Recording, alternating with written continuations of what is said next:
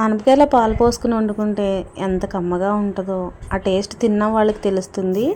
తెలియని వాళ్ళు ఒకసారి ఈ వీడియో చూసి నేర్చుకోండి. ఈ ఆనపకాయ మా పాదకు కాసిందండి, లేతకాయ. ఇలా లేతగా ఉంటేనే కర్రీ చాలా కమ్మగా ఉంటుంది పాలు పోసి వండుకుంటే. ముదరకాయలు అయితే అస్సలు బాగోదు. ముదరకాయ అయితే దప్పలమే పెట్టుకోండి. కాయ చూసారా, లోపల అయితే ఇప్పుడే గింజ పడుతుంది. ఎంత లేతగా ఉన్న కాయ అయితే బాగుంటుంది. ఇప్పుడు పైన ఉన్న పీల్ తీసేసి చూపించిన విధంగా ముక్కల కింద కట్ చేసుకోండి. ఆనకాయ ముక్కలు ఇలా కట్ చేసుకుని పక్కన పెట్టుకోండి. వాటర్లో అసలు వేయద్దు. నూనెలో వేసేటప్పుడే శుభ్రంగా కడుక్కుని వేసుకోవాలి. ఇప్పుడు ఒక ఉల్లిపాయ 10 పచ్చిమిరపకాయలు కోసుకుని పక్కన పెట్టుకోండి. స్టవ్ ఆన్ చేసుకుని పొయ్యి మీద గిన్నె పెట్టుకుని ఆయిల్ పోసుకుని హీట్ అయ్యాక ఉల్లిపాయ ముక్కలు వేయించుకుందాము. ఆయిల్ 2 స్పూన్లు వేసుకోండి, సరిపోతుంది. ఆయిల్ అయితే హీట్ అయిందండి. ఇప్పుడు ఉల్లిపాయ ముక్కలను వేసేసుకుందాం.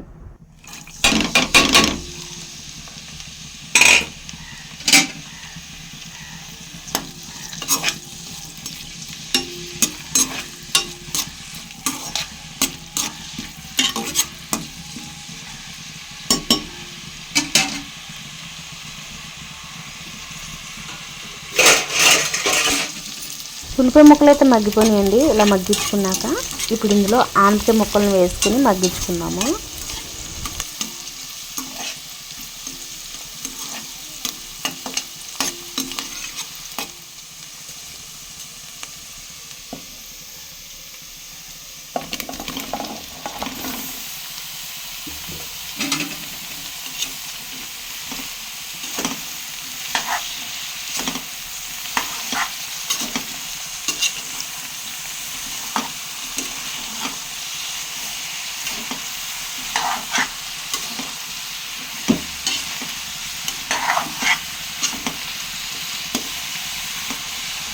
ఆనపకాయ ముక్కలు వేసుకుని మిక్స్ చేసుకున్నాక మూత పెట్టి మగ్గించుకోవాలి.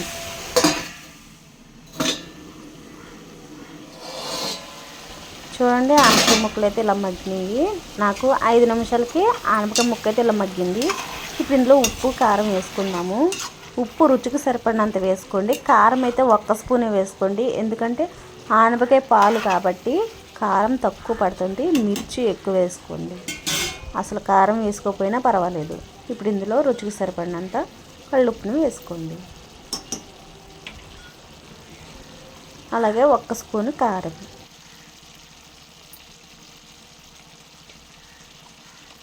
ఇప్పుడు ఇందులోనే 1/2 టీ స్పూన్ పసుపు వేసుకోండి. పసుపు వేసుకున్నాక మిక్స్ చేసుకుని మూత పెట్టి ఉడికించుకుందాము. ఆనపకాయ కాబట్టి వాటర్ కంటెంట్ ఎక్కువ ఉంటుంది. వాటర్ ఏం పోయిన అవసరం లేదు. ఇప్పుడు ఉడికించుకుందాం.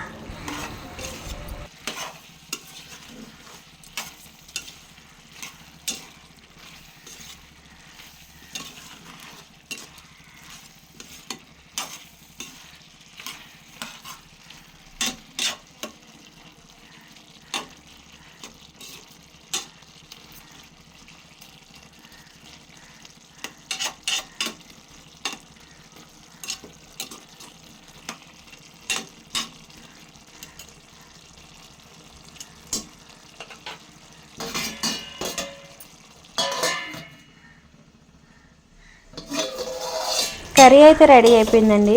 ఒక్కసారి కూరనంతా మిక్స్ చేసుకుని అప్పుడు చిక్కటి పాలు పోసుకోండి. చిక్కటి పాలు పోస్తేనే కూర రుచి బాగుంటుంది. ఇలా డైరెక్ట్గా అయినా తినేయచ్చు, లేదంటే మీరు రోటీ చపాతీలో రైస్లో దేంట్లో అయినా బాగుంటుంది. ఇలా మిక్స్ చేసుకున్నాక చిక్కటి పాలు పోసుకుందాం.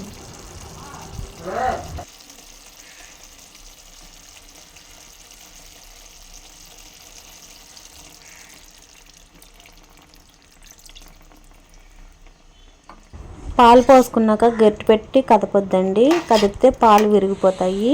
ఇలా పాలు పోసుకున్నాక మూత పెట్టుకుని ఉడికించుకుందాం నూనె పైకి తేలే వరకు.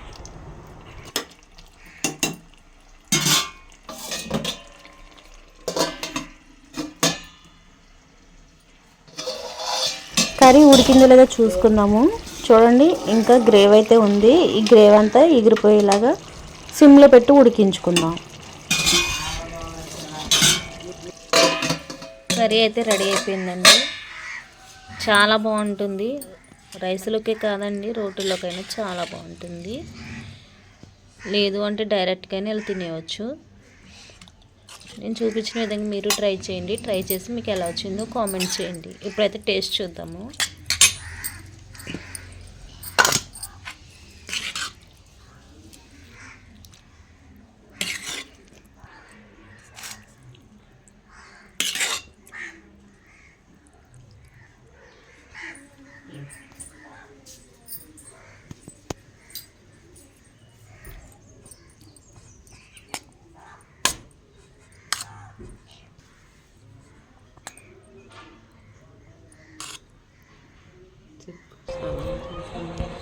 టేస్ట్ అయితే చాలా అంటే చాలా బాగుందండి. మీరు ట్రై చేయండి. Thank you.